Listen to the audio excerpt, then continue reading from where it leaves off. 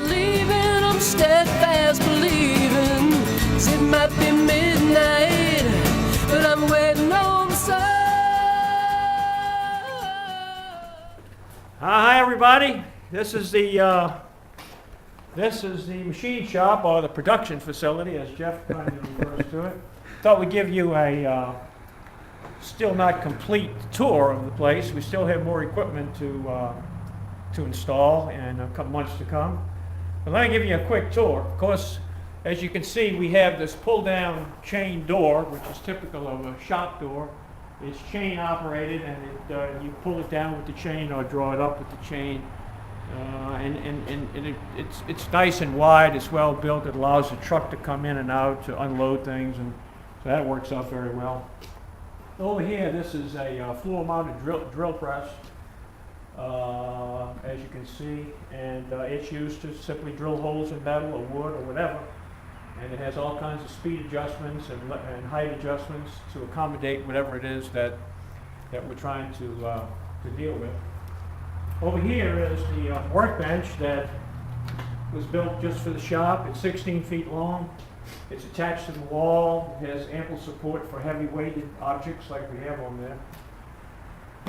This is a bench vise, a machinist vise. This is a belt sander and a disc sander. It's a combination belt and disc sander. Just to give you an idea how it doodly diddles here, I'll show you. We'll plug her in here, and we'll get a little piece of metal, and we'll show you what we use it for. Let's see. We want to square up the end of a piece of metal. We put it on.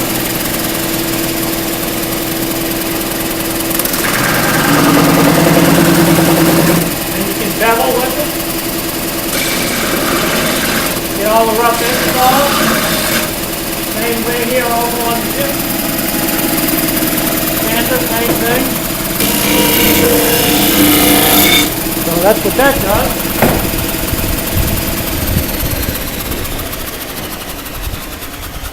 This is a wood miter saw that I bought really to do all the woodwork here. This was all open, as you probably recall. I framed it all up and walled it up and to kind of seal it up to the extent we can, and it's ideal for a shop situation. This is a bench grinder where you would grind your tools and do certain metal grinding and so forth. It's a typical little bench grinder that you'd find in any little metalworking shop. And this is a chop saw, or what they call a cold saw. You can put a piece of pipe in there and tighten it up with the vise and start it up and pull that abrasive wheel down, and it slices right through the metal, and it's ideal if you want a quick cut for small pieces. This over here is a saw that we just recently got from Grizzly. This is a horizontal bandsaw, a beautiful saw. I'm really well pleased with it. Got a 1.5 horsepower motor. It's a gear head. You just turn the dial for the different speeds. This is the on-off. It's got a coolant system in the bottom, and it sprays coolant on the blade, depending on what you're trying to cut. Harder metals like stainless steel, Monel, and these other more exotic metals, you would want to use a coolant on it because the blade has to struggle a little bit with that.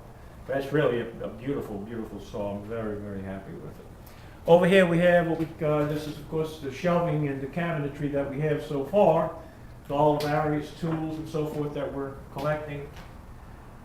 Welding equipment and some wiring left over the project, and different tools and a variety of things. This over here is a shop compressor.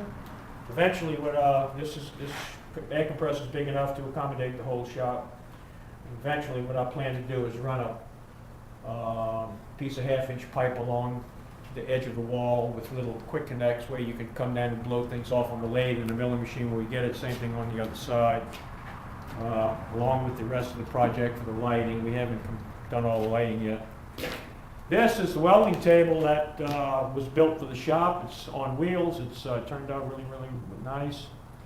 Worked on that several weeks back, and real happy with this welding table. And I've used it a number of times already. This is a little vise that gives the welding table a little added advantage depending on what you're doing. And this over here is the acetylene and oxygen welding and burning outfit that you can do acetylene welding with, or you could do metal cutting with the oxyacetylene burning torch. And this is a Miller welding machine, Synchromatic 200. It does what we call both TIG and stick welding.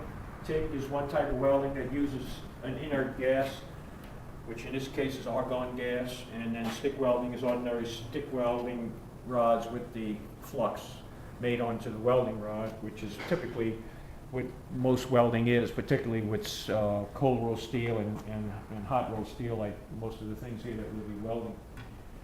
And the TIG welding, which is more exotic and a little more difficult to do, uses this little torch and a filler rod, and it's good for non-ferrous metals such as aluminum and stainless steel and some of the more exotic metals, particularly very thin metals. It's designed for very thin metals, thin aluminum pipe and that sort of thing.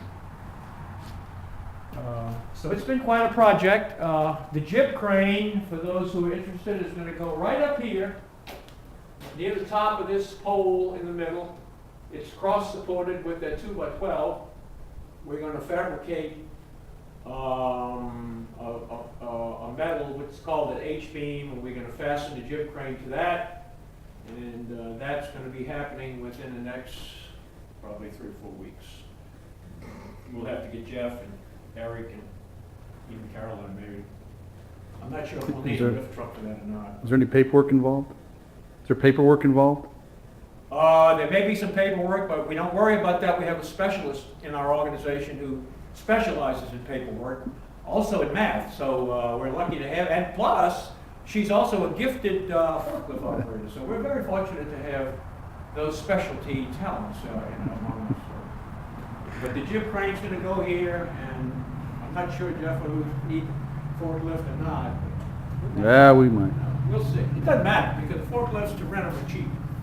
And Jeff's going to back out so you get a really good, kind of a long distance shot of the shop. And in the future, in the very near future, there's going to be a 13 by 40 inch engine lathe right here. Over here will be a vertical and horizontal milling machine. And then the shop is complete. We'll be able to do anything our imagination can come up with. So it's going to be available to everybody in the company to use it. Come here and learn new skills if they'd like, learn how to weld, learn how to do machine work. It's a lot of fun, it's creative. I love this kind of work because it allows you to use your imagination and create things that are beautiful and functional. And this kind of thing has always been the first love of my life. The only reason I ever got into water treatment was because I needed to make more money. If I could have made more money doing this, I'd have never left Shell Oil Company, never, because I really love it. So much so that I'm willing to do all of this to recreate what I think is going to be a very, very nice machine shop. Who knows? This is the ceremonial first cut with the new saw. This is a new horizontal band saw. Very fine saw indeed, as you can see. And what we're going to do is we're going to get it going for the first time.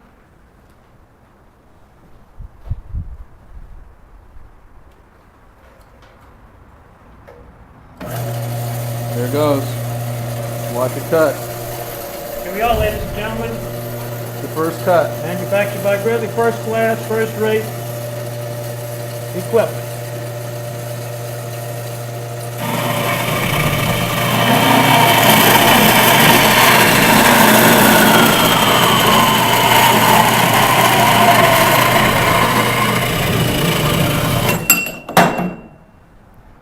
Now, in future, I just realized for small items like this, we'd have to put this guy closer, right? But the cut was made. But the cut was made. We have success. Success. Success is here for us. The pipe. God bless. The pipe. Show the pipe. The pipe is cut. Pipe is cut, beautiful square cut. The only thing it needs to do is be put in the lathe. Once we get it, it's faced off on both sides, we have a perfect ring, plus or minus 5/10,000ths of an inch.